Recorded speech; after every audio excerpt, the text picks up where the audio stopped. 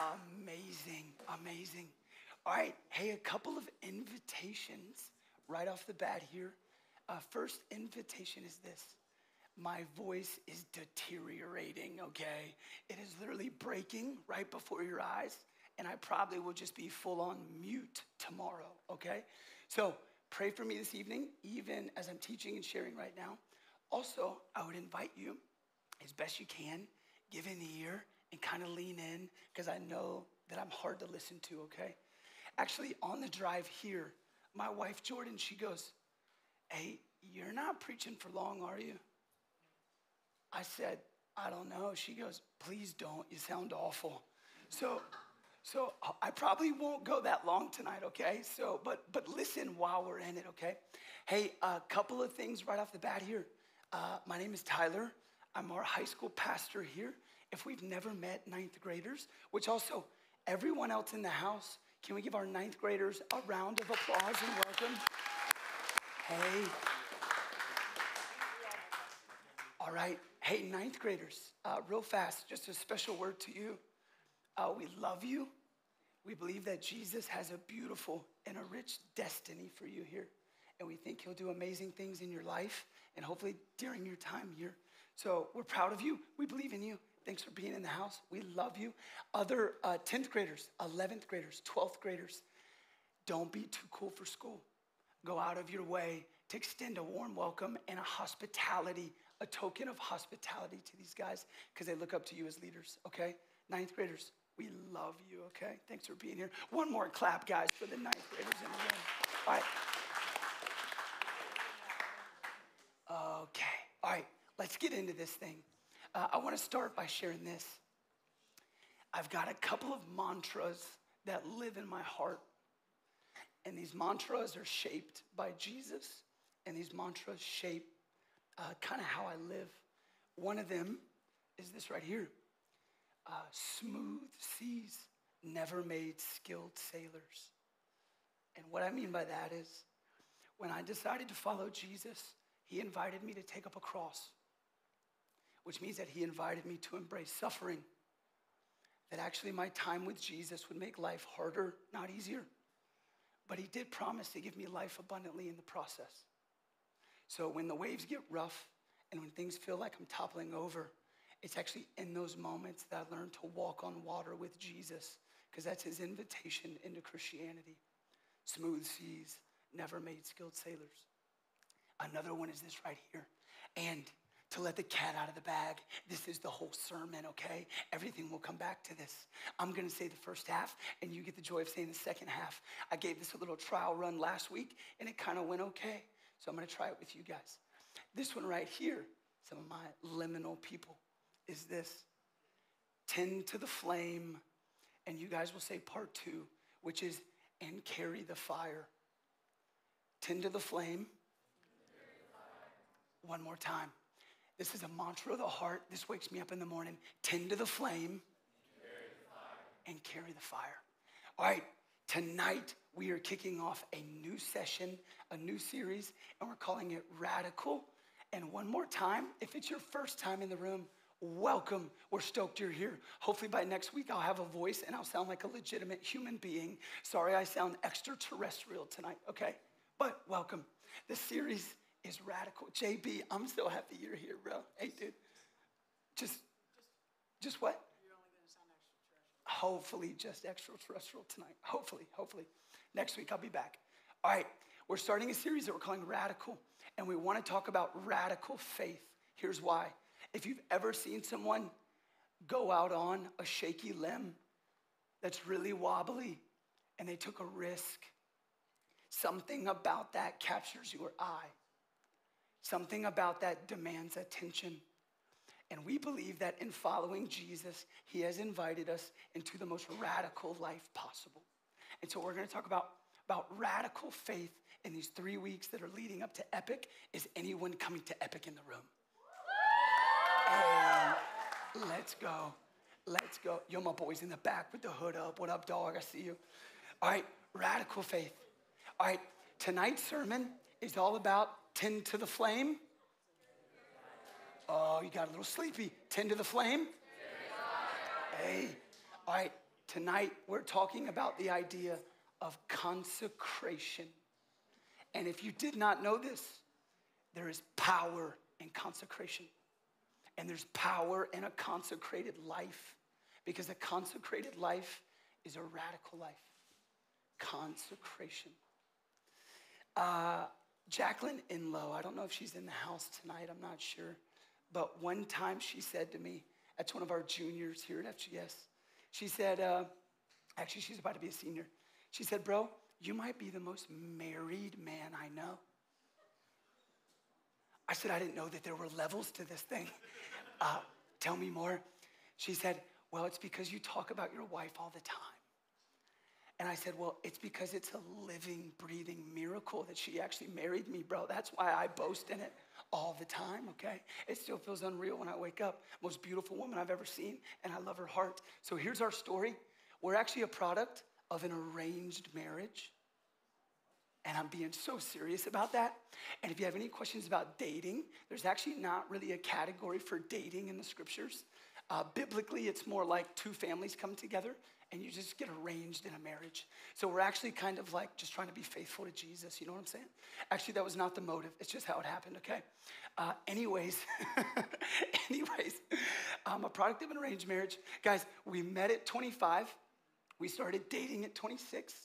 Your boy got on one knee at 27, gave that girl my forever. At 28, we got married. And now at 29, we're expecting a little baby boy that will be here in November. Yeah.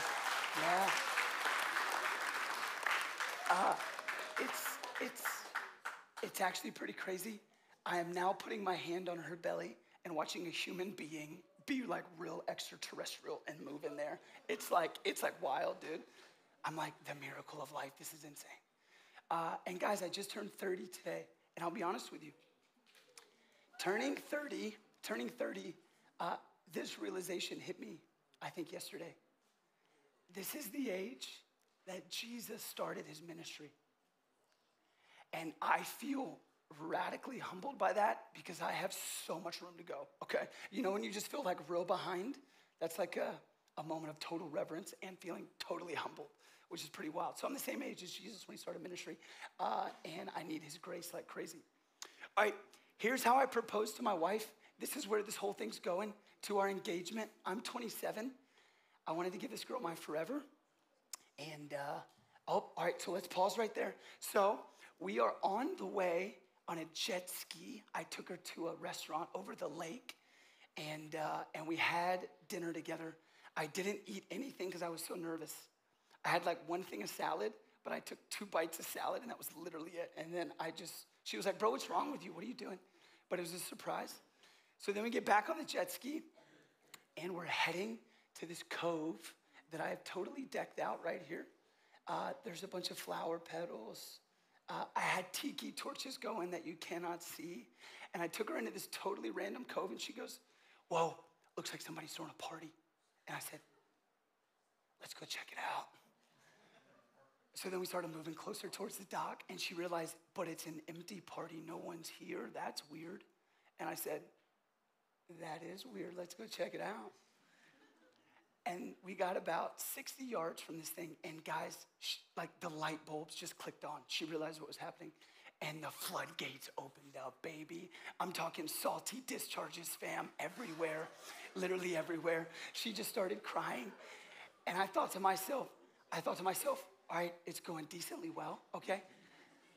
So then we get up here, and I get on one knee, and here's what I'm telling her.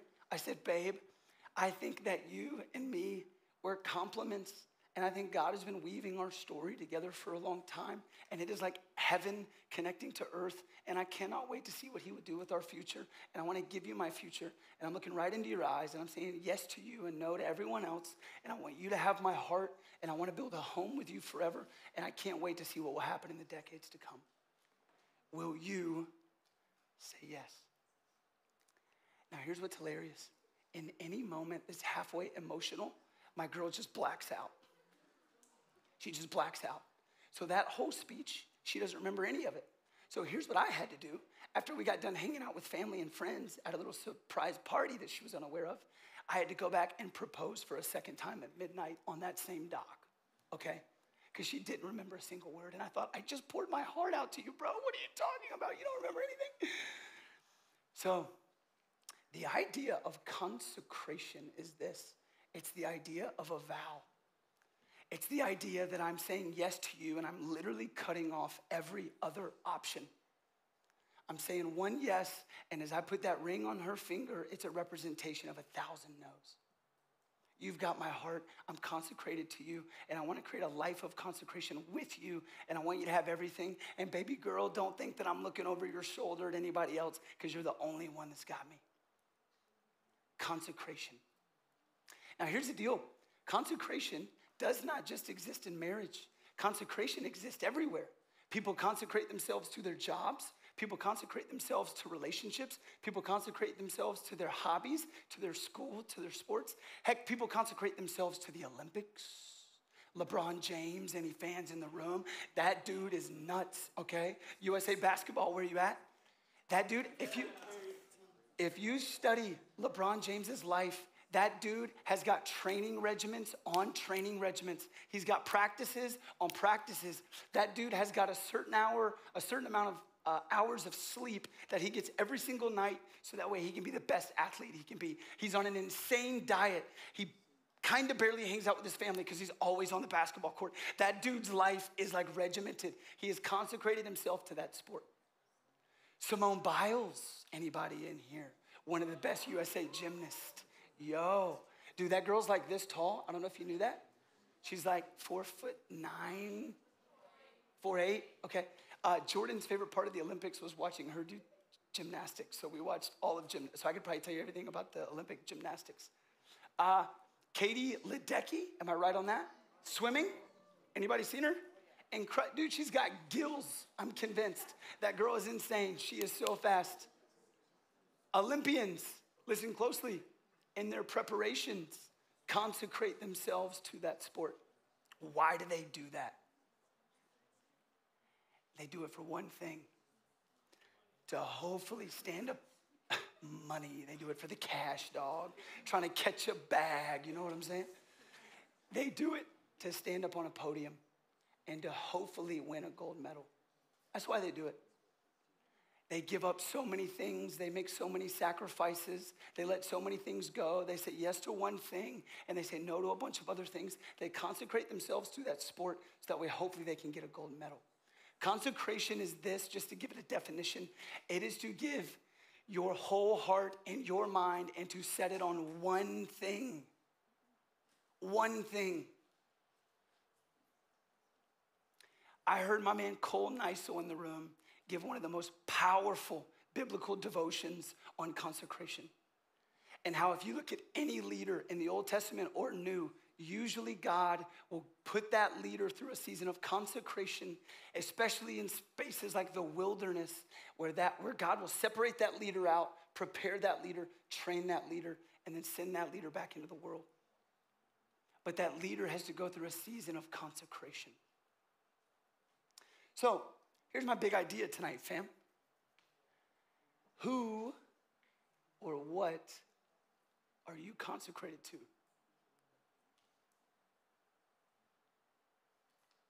Hey, here's the reality.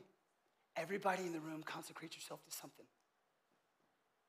Even if you do it involuntarily and you're just kind of living passively and you let life come to you, something or someone you are consecrated to.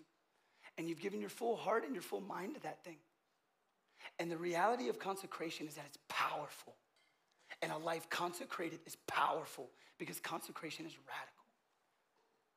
When I looked at Jordan in the eyes, I said, you'll never have to worry about me going anywhere. I'm with you till my body goes in the ground. I'm consecrated. Who or what are you consecrated to? There's this story, I don't know if you know his name. His name is D.L. Moody. In 1837, D.L. Moody was born into a poverty-stricken Massachusetts home to a devout mother, but an alcoholic father. He was led to faith in Christ by a faithful Sunday school teacher, Edward Kimball.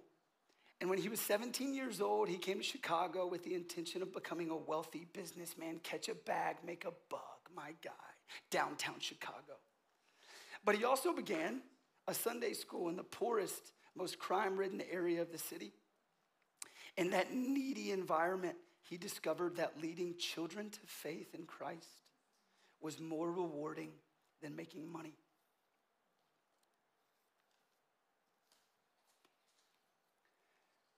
By God's power in Chicago, Moody's influence actually grew through that Sunday school.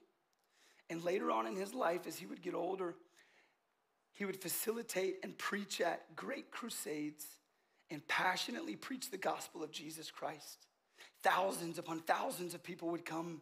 Newspapers were puzzled as to why this man, whose bad grammar reflected his only fourth grade education, could fill great halls with tens of thousands of people night after night.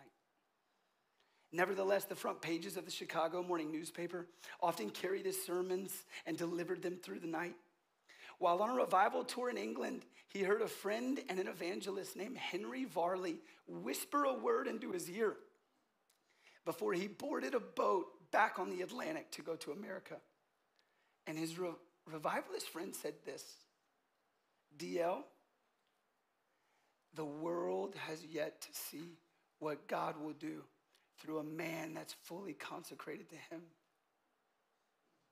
That's a word, fam. That's a word. The world has yet to see what God will do through one man fully consecrated to him. And by God's grace, Moody said, from that day forward, I will be that man. To this day, thousands upon thousands of people go to D.L. Moody's Bible College because of his consecration to the Lord. He's tending to the flame. And what happened? He carried the fire. And now thousands of people want to go to his Bible college. He's dead and long gone, but his reputation has made wakes in the generations that have followed in order to study the Bible and have theological training underneath his influence. How wild is that? How wild is that? Here's the idea.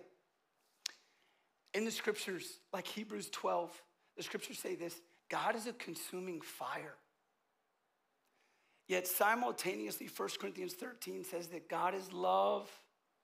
And there is this intersection of a metaphor in the Bible that passion and fire are representative of love.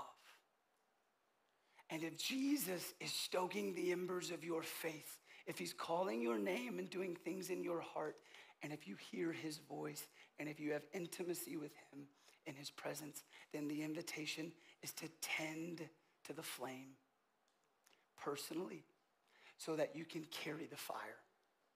Dude, sometimes I'll go on prayer walks and I'll be out for an hour and I'll come back and I'll think to myself, dude, why did I just do 60 minutes with Jesus? And I'll do it because of this. I'm just tending to the flame, baby.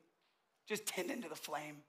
And then I believe God's given me the vision to carry the fire. One is personal and the other one bleeds into public. Tend to the flame and carry the fire. That's the invitation of consecration. You guys with me tonight? Yeah? All right. Here's one final question, and then we're going to jump into our text tonight. We're going to get into the scriptures. Here's my question. When you think of Jesus, what is the image that comes to your mind? If you were to be at a coffee date with Jesus, sitting across the table, what's the image that you see on his face? What's the facial expression of Jesus? What do you see? Does he have furrowed brows? Is he nervous or slightly distant or disapproving of you? What? If you were to, for real, have a one-on-one with Jesus and it was just you two and you chopped it up, what's the look on his face? Let me tell you this. I don't know if you knew this. I can't really dance, okay? Sorry. I can sort of kind of dance, JB, okay? I can sort of kind of dance. What I don't have is any musical rhythm. I can't play a single musical instrument. So one thing that I do love to do is dance. And my wife and I often at weddings will find ourselves dancing because it's one of the only public places anymore where you can actually dance. So I've got a little photo, I think, up here. This is us right here, yo, just dancing at a wedding, turning up, you know what I'm saying? Stanky leg, don't look too close, okay? Little whip, you know what I'm saying? I'm just dancing, bro. This was a moment where I happened to catch the camera on me and I took full advantage because I saw it and I said, ooh, let's get it. Okay, let's take that one down because I just realized my tongue's actually out of my mouth, so let's like not do that. You know, let's take it. There we go, that's helpful. I don't know if you knew this. Jesus' first miracle, where did it take place?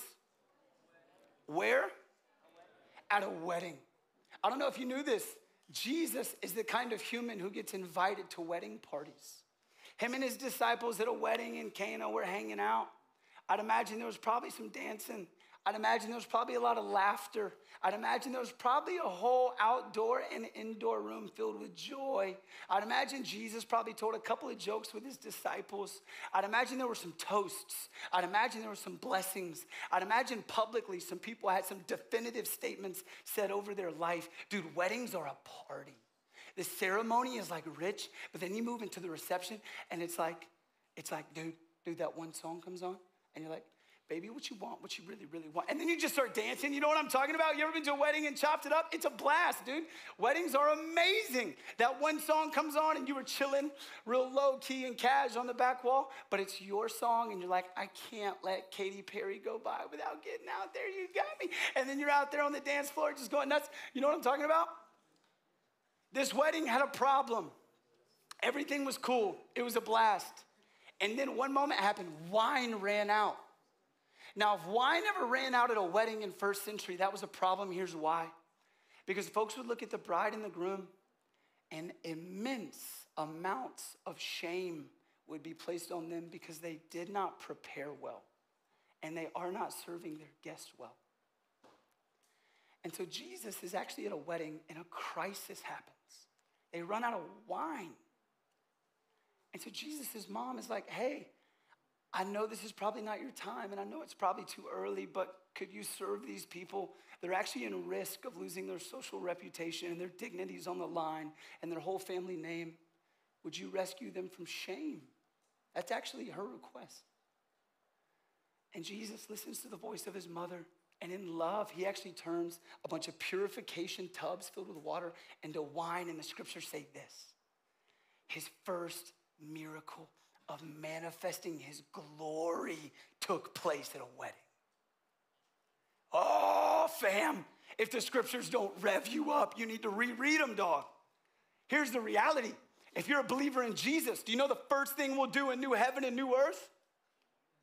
We're going to sit at the wedding feast of the Lamb because the church is considered Jesus' bride and Jesus is a groom, and marriage and wedding is the best picture that the New Testament authors could think of to describe our relationship and covenant with him.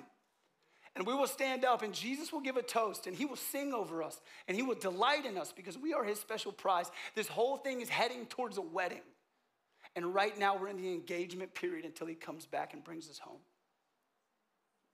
What are you consecrated to in the in-between? I tell you what, man, that engagement period, 3-4 months, whenever Jordan and I were engaged, waiting to get married, dude, I wasn't wasting time, bro. You were like, hey, man, you want to get Taco Bell and hang out? I'm like, nah, dude, I'm engaged, bro. I'm waiting for dude, 3 months. I don't have time to go to Taco Bell. You want a latte? No, I don't have time for a latte. I'm engaged, bro. My heart and my mind set on one thing. Don't give me a latte. I'm engaged. Where's my mind? Where's my heart? The vow. What would it look like for us to follow Jesus like that? Whatever you're consecrated to, here's the reality. And there's like no shame in this. It's just what a consecration is. Consecration reorders your priorities, your time, your agenda, your schedule, what you enjoy, what you spend time doing, who you hang with, everything. So consecration, whether we believe it or not, we're giving ourselves to it. But dude, if we tend to the flame and the world is yet to see what God will do with a handful of folks who are consecrated to him. All right, where we're going to be in the Bible tonight, this is actually what's hilarious. We started with a wedding feast. Jesus then kicks it with some of his family members. And then do you know what happens next? Jesus kind of goes off the rails, bro. We watch Jesus slide a little bit on the emotional spectrum. The passage we're going to be in tonight is filled with tension. It is provocative. Jesus' emotions are high. It looks like he's a little angry at a handful of folks, and his voice picks up a little bit, and he's in a moment where it feels like a crisis again, but he's in a whole different mood, and the vibe has shifted. And that's the passage we're going to be into tonight, okay? Has anyone ever heard of the story of Jesus going into the temple and cracking the whip? Anyone ever heard that story? It's kind of famous.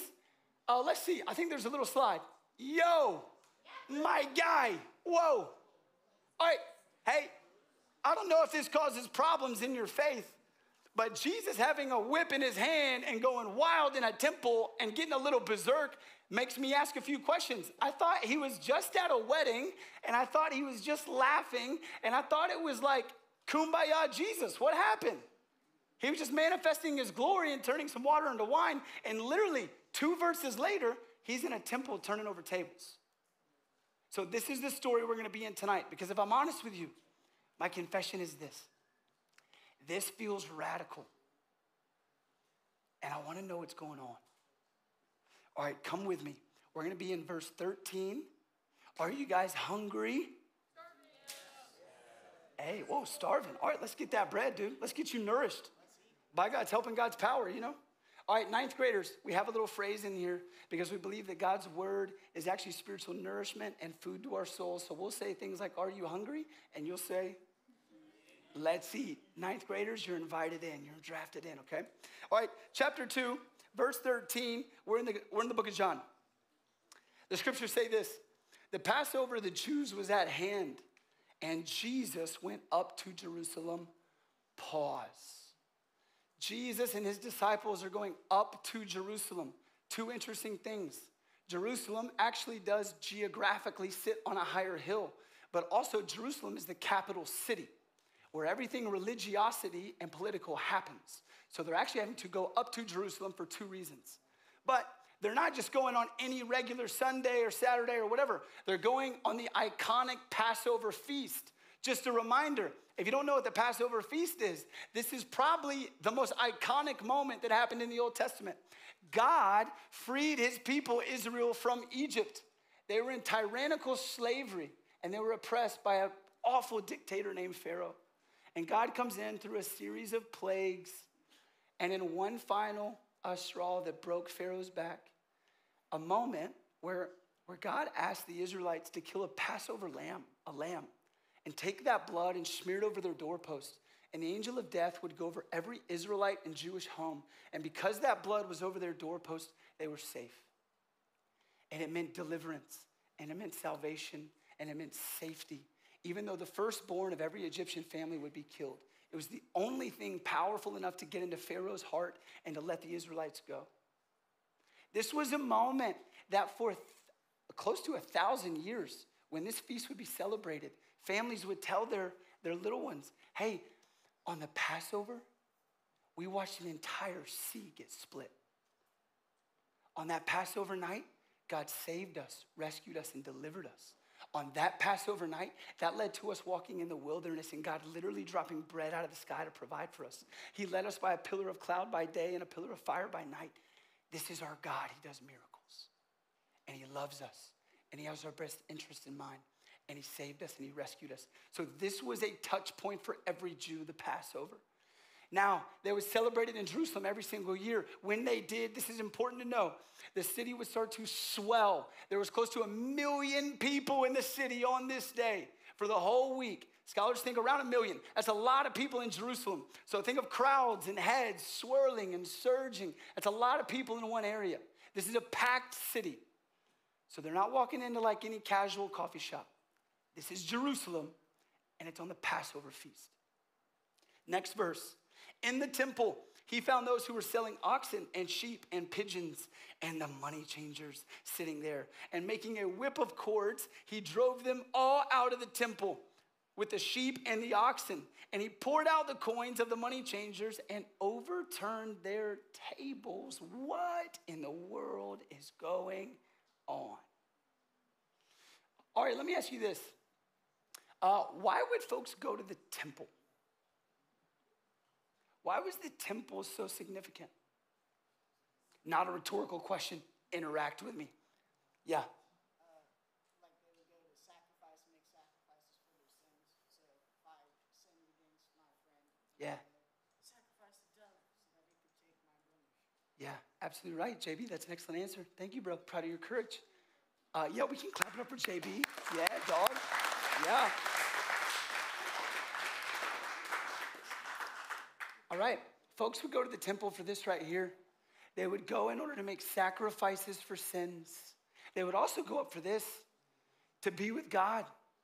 The temple in the Jewish mind represented this. It was the meeting place between God and man. And no matter where you were in the world, during Passover week, you came to Jerusalem because that was where God's presence and proximity was found. And if you wanted to meet with God, you came to the temple. And in the temple, you did a handful of things.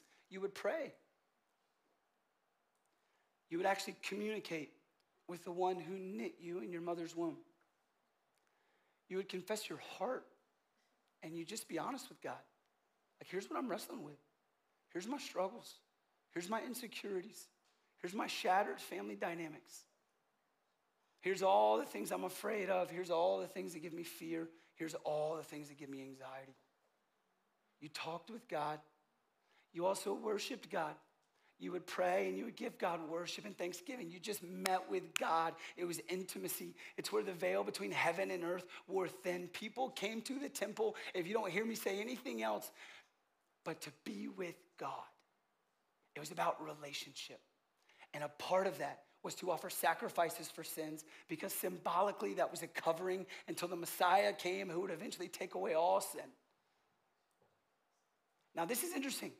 Instead of, say you live 20 miles outside of Jerusalem, instead of like bringing your own goat, like, and just walking that thing all the way to Jerusalem, which would take about, like forever, or instead of bringing a cage full of pigeons, or instead of walking 3 goats, somebody real clever, real smart, real sly with it was like, why don't we just start selling these things closer to the temple? That way they don't have to walk them all the way from their home here. Great idea. Now, here's how it probably started. They probably started selling these things on the roads on the way in. But you know what they then started to do over time as things got familiar and normal? They started to sell them inside of the temple. And this is interesting. If you were to buy a pigeon inside of the temple courts, they would start to upcharge and change the exchange rate. So a pigeon outside of the temple that would only cost about 7 cents now cost 76 cents by scholars' study. That is 12 times what you would pay for a pigeon outside. What is that? Upcharging the rate so that way folks can pay higher and you can make a profit so they can make a sacrifice to God. Is that good or bad? That's bad. You know what we call that?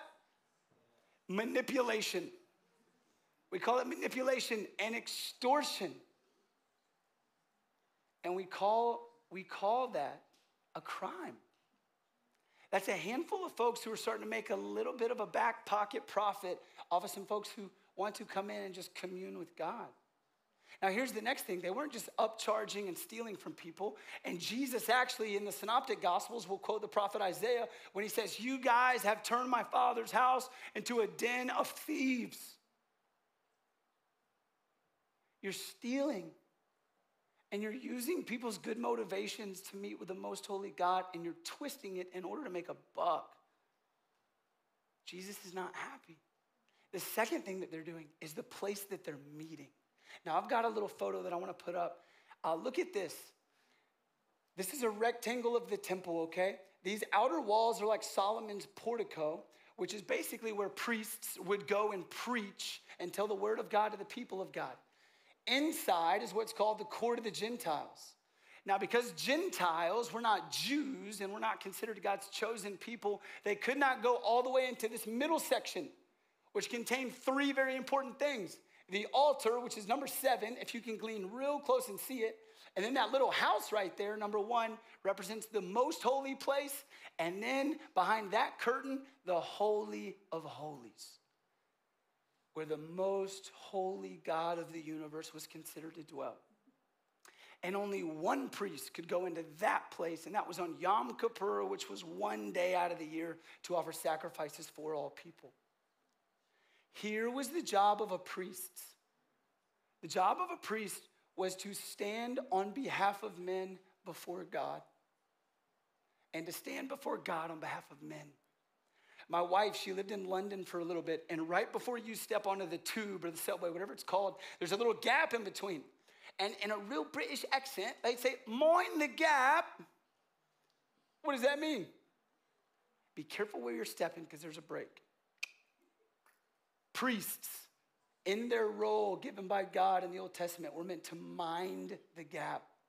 Have one arm with the people and one arm with God. You're the mediator. You're the go-between. You're the bridge. Hebrews 5:1 says this, that priests were appointed by God from men in order to serve on behalf of men, and they would offer sacrifices to God on behalf of people. But because they're also human and they're also sinful, that they should deal gently with the wayward and be empathetic with people because they understand brokenness. Priests were meant to walk in authority and in empathy. Here's the issue. In this court of Gentiles, this is where doves are everywhere. Is that a dove or is that Cardi B? I don't know, but it's right here in the Gentile courts. It's right here in the Gentile courts. Doves are everywhere. Sheep are everywhere. Goats are everywhere. Oh, you got a bunch of oxen walking around. The court of the Gentiles is mayhem. It's a marketplace. It is chaotic. And you want to know what's not happening in the midst of the chaos? Worship. But let me ask you this, specifically for whom? Who is this place designated for worship to? The Gentiles.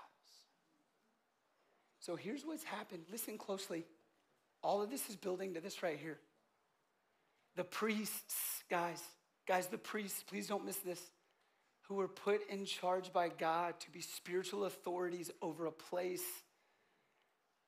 they compromised. And they're letting chaos happen in a place where only Gentiles can worship. And if you had any kind of mental illness or any kind of physical illness, if you were deaf, if you were lame, if you could not hear, if you had leprosy, you weren't even allowed into the court of the Gentiles. But even the Gentiles can't worship because there's so much chaos going on and it's a total marketplace.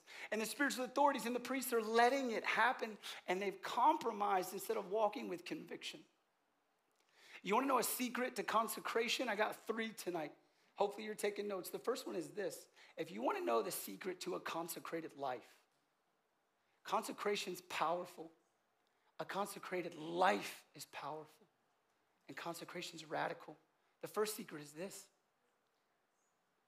Be hungry for conviction over compromise. Stand on conviction and stand on compromise. Live out conviction. And don't let your heart have compromise.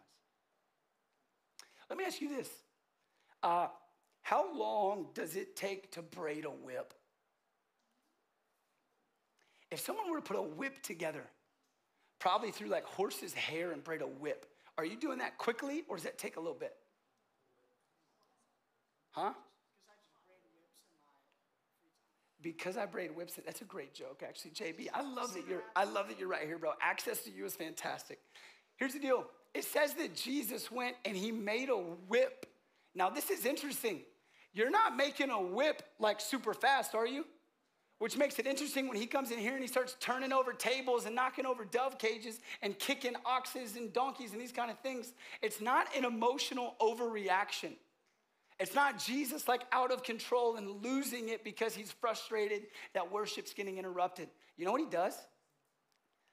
The gap between verse 14 and verse 15 probably included Jesus going home that day and sleeping on it. And then the next day braiding a whip. Now, do you know that even in the U.S. judicial system, that if you do something out of passion, the crime is like lesser than if you actually like in your imagination think something out and it's premeditated? That crime's actually worse. Did you know that? So Jesus braiding a whip is like, whoa, dog. He didn't just go off the handles in some emotional tirade. He actually thought this thing out.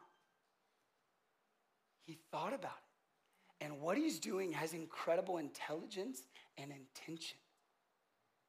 Now, don't get it mistaken. After he builds this whip, which is pretty wild and pretty radical to think about Jesus doing, and he goes into the temple, do you want to know who he does not hit, just to be very clear? Because I've heard people say this.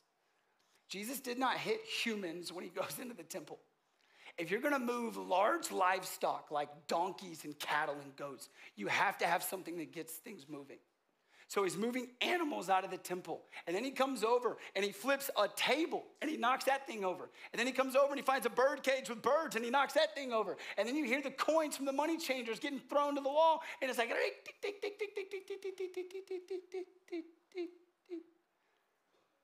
as the final shekel hits the wall.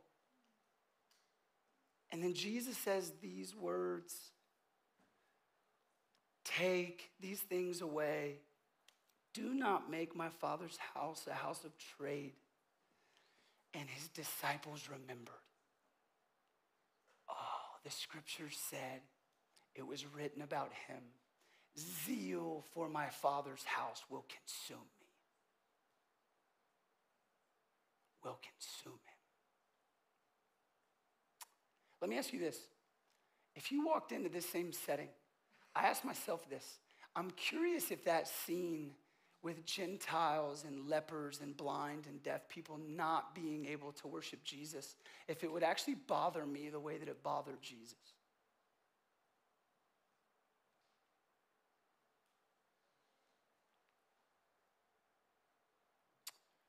Or would I have such a cold heart that I wouldn't even see it?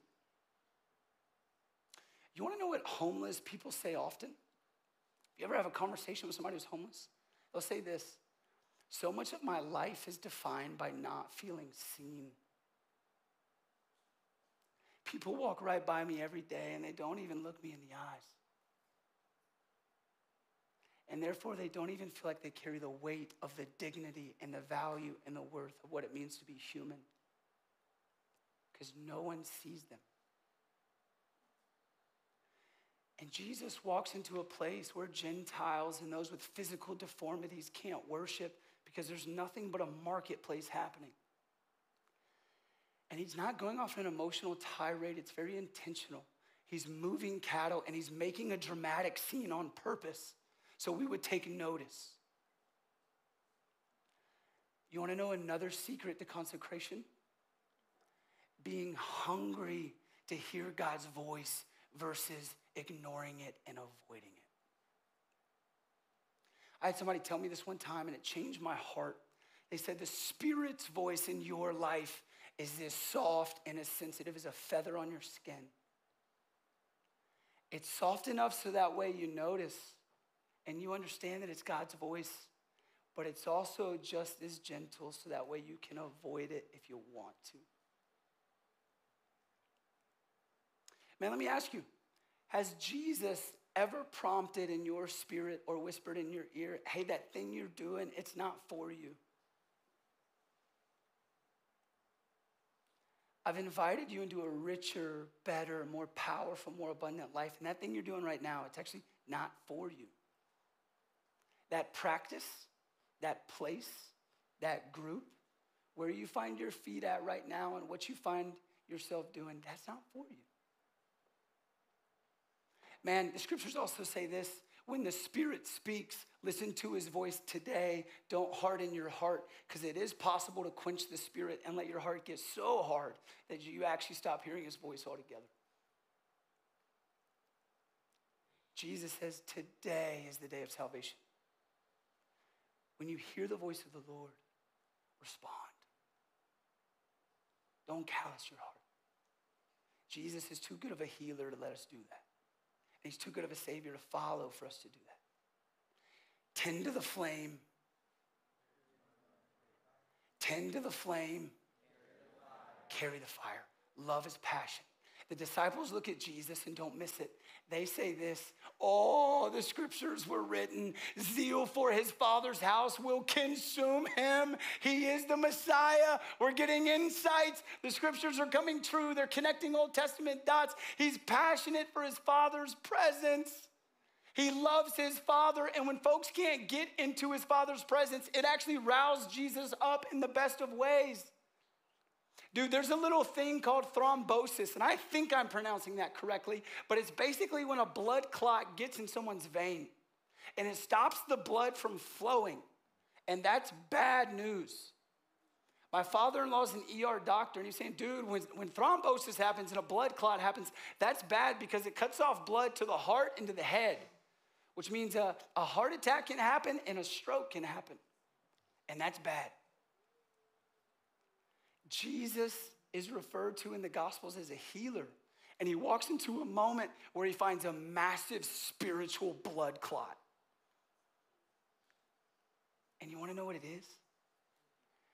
It's folks making money, and it's religious leaders that have forgot their purpose, and now folks are becoming disconnected from Yahweh. And Jesus says, passion for my Father's house and presence consumes me, and I won't stand by. Would it bother us the same way? Let me just ask you another question. Who in our lives do we not see? It's different for each of us. Who in your journey do you just not see? They're not on your radar. The desire for the love of an infinite and holy Father getting their heart, dude, it's just worn cold, man. It doesn't even stick in your spirit anymore. Who is that? Did you know that the week of Jesus' death, which is the second time that he actually cleanses the temple, which is kind of hilarious because it seems like it might have happened twice. And the religious leaders, upon seeing Jesus the second time, were probably like, oh no, dude, he's about to do it again. He's about to literally flip tables again. Everyone get their stuff, grab their money. He does it right before he's about to go to the cross. And that week, he actually stays in the house of a dude named Simon.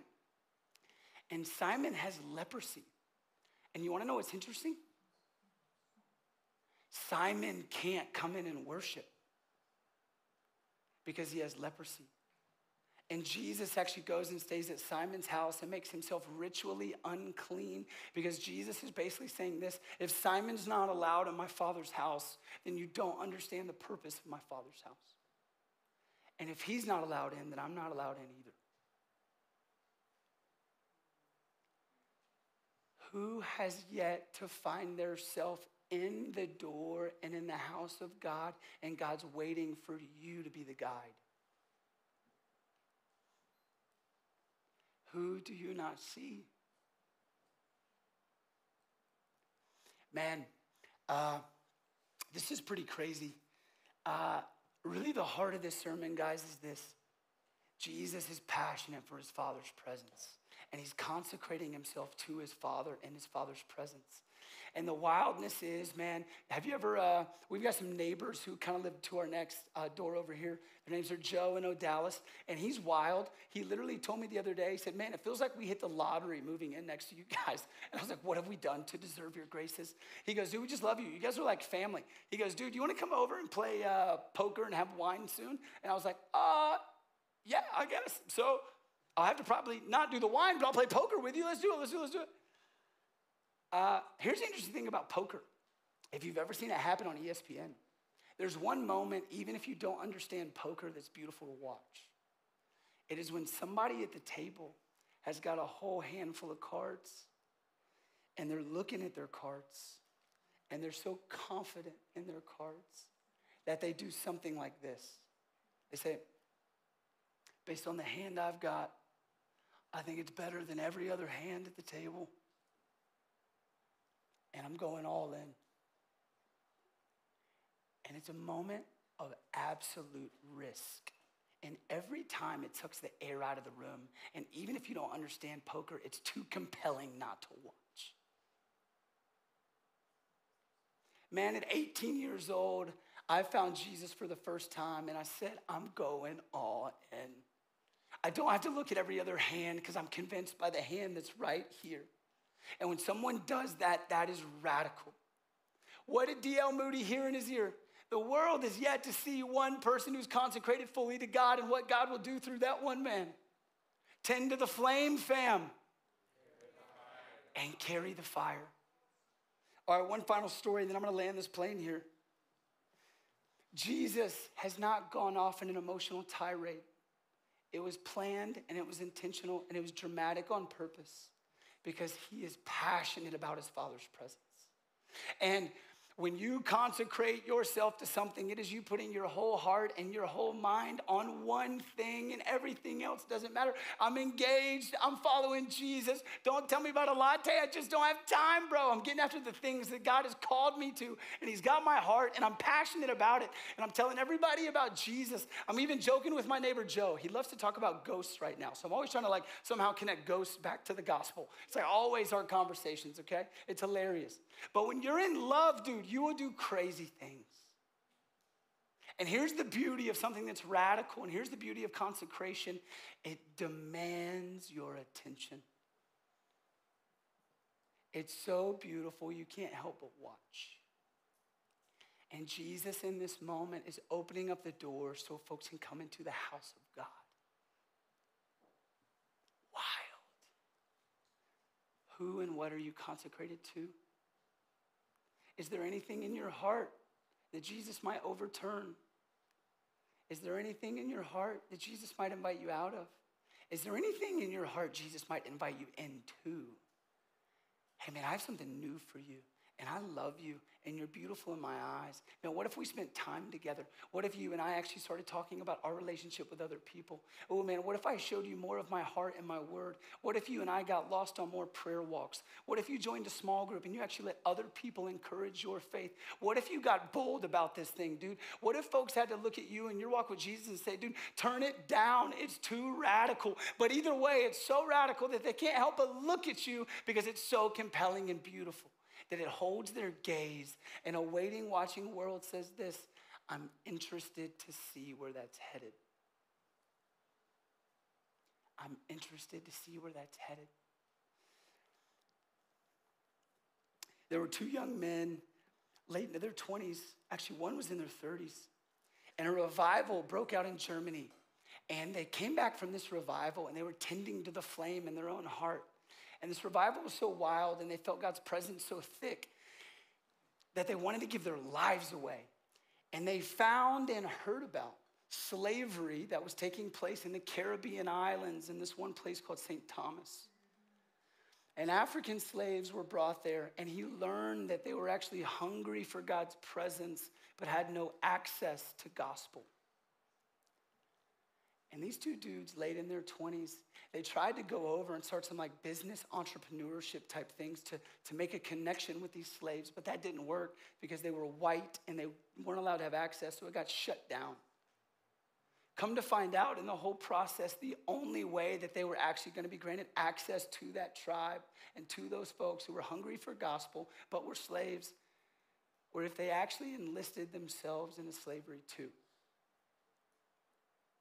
The ultimate giveaway, the ultimate form of surrender, to actually join in the chains and join the shackles of these slaves, so that way they could have someone have the beautiful gospel reach their ears.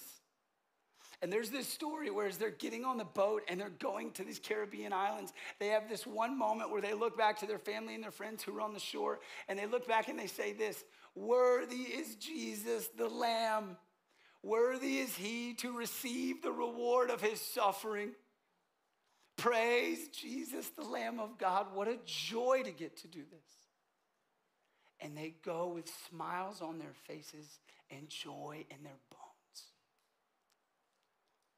If you tend to the flame, there's no telling where God will ask you to carry the fire. What are you consecrated to?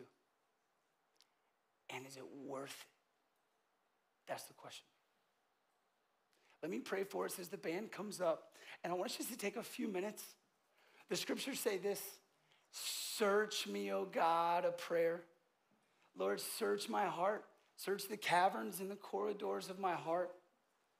Lord, move in me and look, if there's any grievous way in me, Lord, would you make it known? Would you shed light into my heart so I can see what you're after? And I just ask you tonight, what's got your heart? And what are you consecrated to? Man, David the psalmist says this. He says, Lord, I would rather be a doorkeeper in your house than dwell right in the middle of the tents of the wicked. And I heard a student on the Costa Rica trip share that, and it rattled me. Do I think that's true? That to be a doorkeeper in the house of my God is actually far more pleasurable than to dwell right in the tents of the world. Because Jesus is so good, and I believe him in the cards in my hands and poker. I'm all in, dude, it's it. I don't even have to look at the other hands. He's so good, I believe him. And he wants to invite me into his Father's presence. Because Psalm 16, at the right hand of the Father are pleasures forevermore. And his presence is that stunning. Is it that stunning to us? Lord, thank you for tonight. Thank you for these students. Thank you for these friends. Thank you for these brand new ninth graders and the journey that you have before them, Lord. And I just pray that you would continue to give them passion and confidence to tend to the flame, so that way they would carry the fire wherever you lead them. And Lord, that their intimacy with you would not be superficial or artificial or just because of the buzz of a room, but that they would actually know you, Father. In the deepest parts of their being, they would know you and know that you offer a joy that is unreal. It's intoxicating. It's better than any other thing that they could ever have in this life. Whom else in heaven do we have but you, Lord? And I just pray that you would stir something wild in this room and wild in our hearts, and you'd give us a vision of yourself that burns brightly, and we go all in and we live radically. And when people look at us, they're just confused because it's so stunning and they can't take their eyes off of the way that we talk about you and follow you and give our lives away for others on behalf of you. Would we also be a people that are consumed by your presence, Father? Would it eat us up? In your name I pray.